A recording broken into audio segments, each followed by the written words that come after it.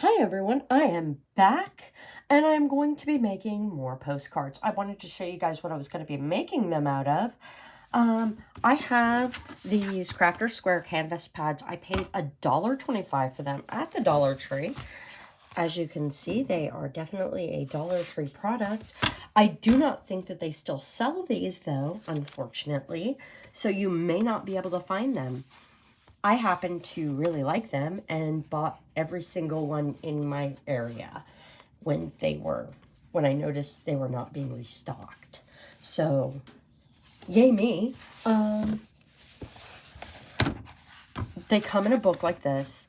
I kind of had to tear it off. The first one comes out horrible. It's got all of this cardboard that's stuck to it because of the glue. They're glue free, so I can just wash that off. And then the ones after that are fine. They come like this. You can see they're paper. They are real canvas.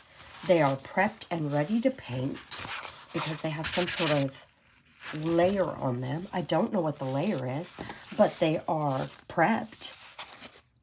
Let's hope. It says it's excellent for oil and acrylics. So there you go. And I happened to be in the stationery section, not going to be getting any craft supplies, and I found watercolor paper at the Dollar Tree for $3, and it's acid-free, heavyweight, and it says ideal for mixed media, so that's good. These are indeed heavyweight paper. I just want to say, I have other papers. So, like, this is a drawing pad. It also says it's heavyweight paper. I got this also at the Dollar Tree. Look at this. It doesn't have...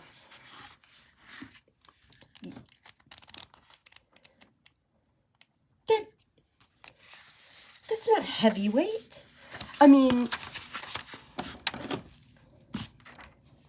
granted, it's not see-through, like, say, a piece of notebook paper where you could see the outline of the cutter, but it is still, that's not heavyweight. That is, it's floppy. Okay? Okay. And then I have this one, which I got, and it is 140 GSM. There you go. It is acid-free. And it is slightly thicker. I mean, it's slightly thicker than the other paper. So you can see it still bends, but it is not as thin. And then we get to this, and, you know, I'm holding this side down, and you can see I'm trying to bend it, and it, oh, well, I made a crease in it. But, I mean, you can't, like, bend, like, roll it. You know what I mean? It's thick. It's nice. It's about as thick as an index card.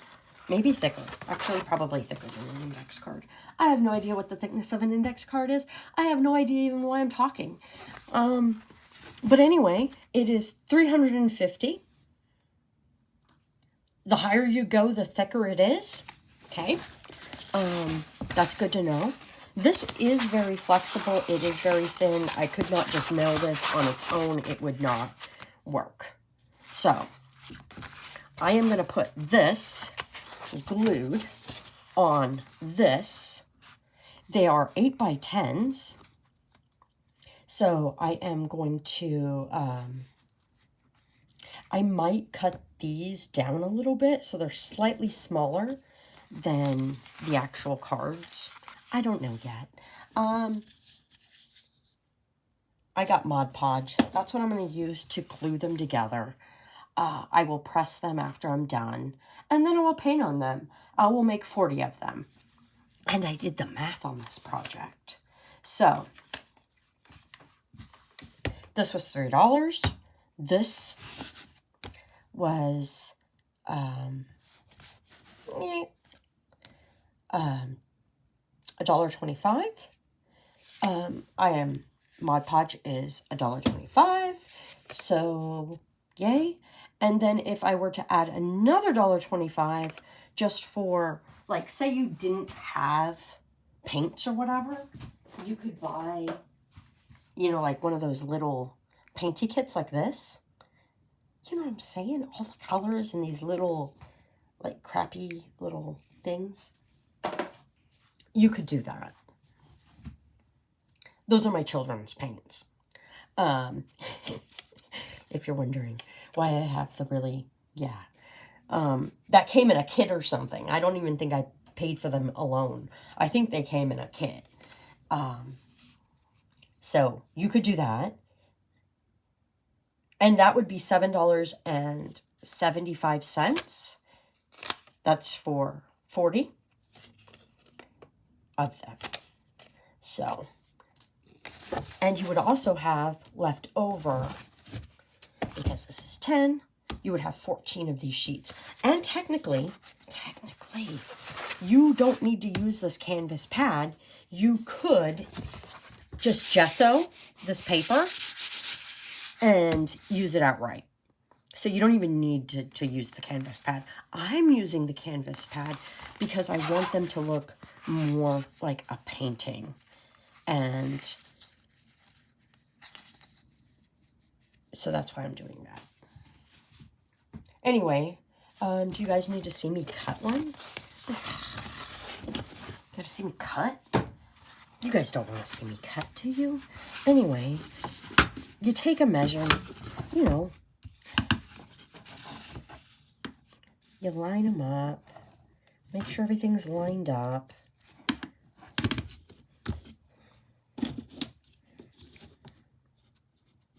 You make a mark, preferably with not a green pencil. And come over here and you line this up. There we go, that is 5. And then across 4. Because again, this is 8 inches. It says it's a little more than 8. No, it's 8. So anyway, you would just come through.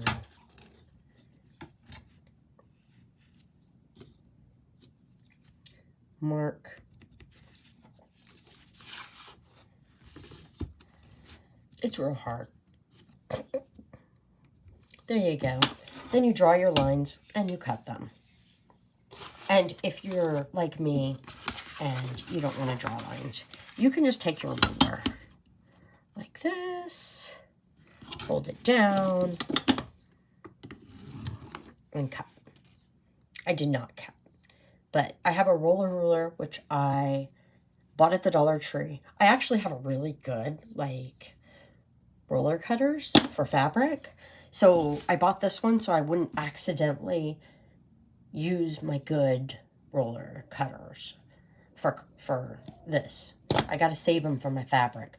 Because once you use a blade for paper, it's horrible for cutting fabric. You can never cut fabric with it again. It will totally mess up. And these things aren't sharpenable. So there you go. That's what I'm doing. And I will have 4 of these, which I will make 40 of them. I am not painting all 40 at once. I will probably paint in sections of 10.